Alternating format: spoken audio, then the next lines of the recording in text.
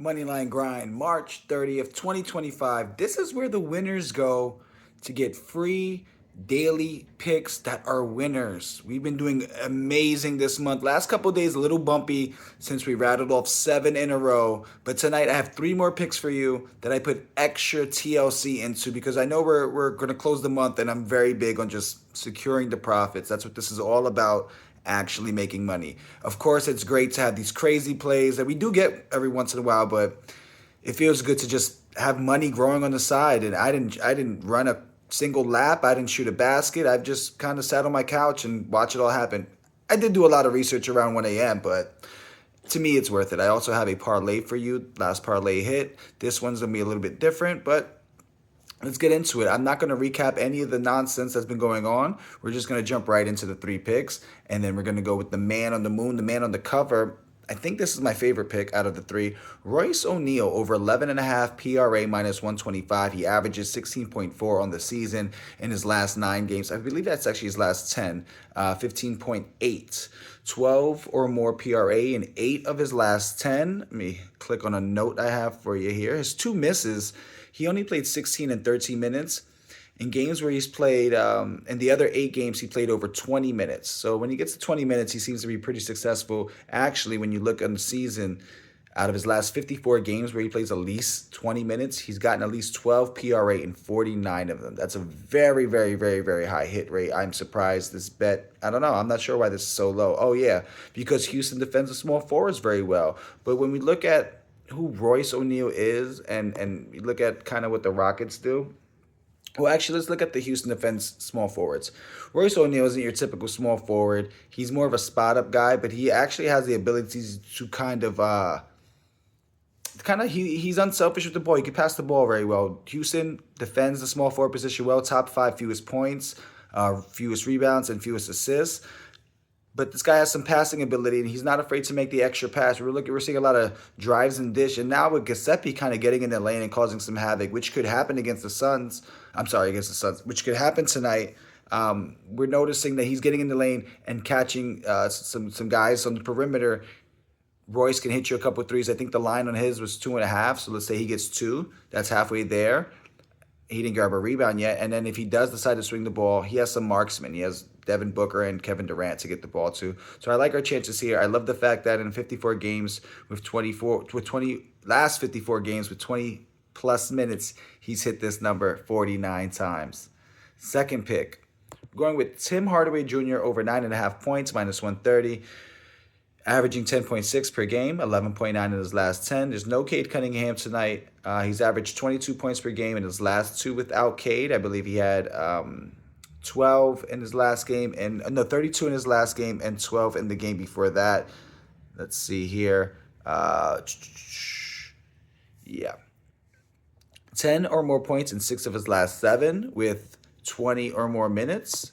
When we look at that, he averages a little bit under 30 minutes in his 3 games this season without Cade, all pretty much recent. Then we look at opportunistic volume. And what I mean by that is Tim Hardaway Jr. is a scorer at heart. He's kind of a vet now, so he settled into a role that he gets paid and kind of hits some threes, plays some defense and calls it a night. But there's been moments we've seen where he's taking the opportunity. No Cade Cunningham, he'll put up a lot more shots. I think he believes that this is his time to get those shots up because he's not going to, piss off any of the coaches or the game plan. Now it's a little bit more free. Jalen Duren's going to have to get some points, but he can't create his own shot. Hardaway Jr., although is a good spot-up shooter, I still believe he can create his own shot like he used to back in the day, maybe in Dallas. But last game without Cade Cunningham, 18 field goal attempts, including 11 threes, in which he hit 7 of them. You give me 3 threes here, I'm going to feel good because he's also averaged, I believe, 4 free throws made in his last 2 games as well. And then my last pick, I was searching for an under, a guy to fade, and I almost went with Norman Powell. But then I realized Kawhi Leonard's not playing. So then we went with another guy. His name is Tobias Harris. Not a favorite of mine. Under 18.5 points plus assists, minus 125. Averages 16 on the season, 15.9 last 10. So he's around that 16 mark. I think the books believe since there's no Cade, maybe you get an extra basket or an extra assist, which makes sense. But he's under 19 points plus assists in 7 of his last 10, and he's under 19 PA in 4 of his last 6 without Cade Cunningham. So there's some more to this tape, and maybe I'll explain it to you. Only scored over 15 points in 1 of those 6 games without Cade. And what I think we're seeing here is that the defense is really focusing on Cade, and Harris is a byproduct. He gets to eat off of that. Now, when you have probably the best offensive threat in most games, but definitely the best offensive threat for Detroit Pistons every night out of the lineup, defense can now shift a little bit. And who's the number one guy on the perimeter now? Probably Tobias Harris. He's probably going to have the green light a lot of the time. And, Minnesota's going to look to lock that up. They play the power forward position very well, and I can imagine they play it even better when they don't have to worry about a guy at the point guard position running amok.